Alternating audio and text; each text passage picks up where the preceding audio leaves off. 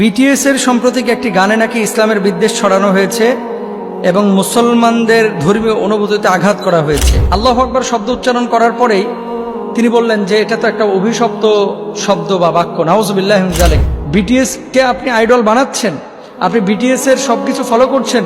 তারা যেভাবে চুল কাটে, যেভাবে সিথি করে, যেভাবে চুলের কালার করে, সেভাবে আপনি করছেন। বাপরে বাপ, এখন তো অনেক শুনতেছি অনেক মেয়েদের ক্রাশ নাকি বিটিএস, অনেক ছেলেদেরও নাকি ক্রাশ। নাউজুবিল্লাহ। একটি বিষয় মোহতারাম, দাউদ কিম সহ অন্যান্য অনেক ব্যক্তি বলতেছেন এবং আমরা নিজেরা অনেকে শুনেছি, আমি শুনি নাই কিন্তু প্রশ্নকর্তা তিনি শুনেছেন, যে বিটিএস এর সাম্প্রতিক একটি গানে নাকি ইসলামের বিদ্বেষ ছড়ানো হয়েছে এবং মুসলমানদের ধর্মীয় অনুভূতিতে আঘাত করা হয়েছে। এ বিষয়ে জানতে চাচ্ছি যে বিটিএস এর গান শোনা যাবে কি না, এবং যে সমস্ত মুসলমানরা তাদের সিমটম বা চিহ্ন হাতে বিভিন্ন স্টিকার বা ট্যাটুর মাধ্যমে রাখছেন, তাদের পরিণতি কি হবে। দুটো বিষয়। আল গিনা ইউমবিতুন নিফাক ফিল কলবি কামা ইউমবিতুল মাউ যারআ মিনান নাবাত। হাদিসের অর্থ আমি পরে বলবো, তার আগে শুনেন। আমি এই প্রশ্নটা যখন দেখেছিলাম, দেখার পরে আমি চিন্তা করলাম যে আসলে কি বলেছে, এটা তদন্ত করা দরকার।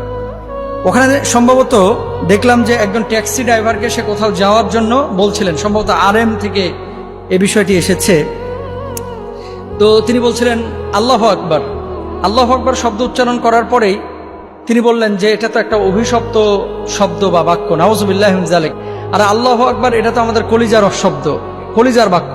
আল্লাহু আকবার এটা মুমিনের সবচেয়ে পছন্দের বাক্য। আল্লাহু আকবার হচ্ছে আল্লাহ সুবহানাহু ওয়া তাআলা, আমাদের স্রষ্টা, আমাদের সৃষ্টিকর্তার অস্তিত্বের একটা বাক্য। আল্লাহ মহান, তিনিই বড়, তার চাইতে বড়, তার চাইতে সম্মানিত, তার চাইতে মহান সৃষ্টিকর্তা আর কেউ নাই। তিনি একমাত্র খালেক, তিনি আমাদের স্রষ্টা। দেখেন, আজানের মধ্যে আমরা আল্লাহু আকবার উচ্চারণ করি, নামাজের মধ্যে আল্লাহু আকবার উচ্চারণ করি, জিকিরের মধ্যে আমরা আল্লাহু আকবার উচ্চারণ করি। এখন এই আল্লাহু আকবরকে যদি কেউ অভিশপ্ত বাক্য বা শব্দ বলে থাকে, আল্লাহর কসম করে বলি, কোন মুসলমানের বাচ্চা তাদের গান শুনতে পারে না, কোন মুসলমানের বাচ্চা তাদেরকে আইডল হিসেবে মানতে পারে না। আর কোন মুসলমান যদি তাদের ছবি, তাদের সিমটম, তাদের চিহ্ন, তাদের লোগো হাতের মধ্যে, কপালে, পিঠে, কলিজায়, বুকে, স্তনের মাঝে যদি এই ধরনের কোন ট্যাটু অঙ্কন করে, আল্লাহর কসম করে বলছি, সে মানুষটা তওবা না করে মারা গেলে ওই ওদের অন্তর্ভুক্ত, খ্রিস্টান ইহুদিদের অন্তর্ভুক্ত হয়ে যাবে। কারণ কি? এটা রাসূল সাল্লাল্লাহু আলাইহি ওয়াসাল্লামের নিষেধাজ্ঞা আছে। আর আপনি গান শুনবেন কেন? আপনি ইসলামী শরিয়ার যে সমস্ত বিষয়গুলো রয়েছে, হামদ আছে, নাত আছে, এই সমস্ত বিষয়গুলো আপনি শুনতে পারেন, দেখতে পারেন।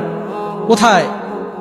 যারা মিউজিক ইউজ করছে না, যারা শরিয়ার মধ্যে বা গণ্ডির মধ্যে থেকে যারা ইসলামী সঙ্গীত গায়, যারা নাত, হাম, এই সমস্ত বিষয় গায়, আপনি তাদের থেকে শুনেন।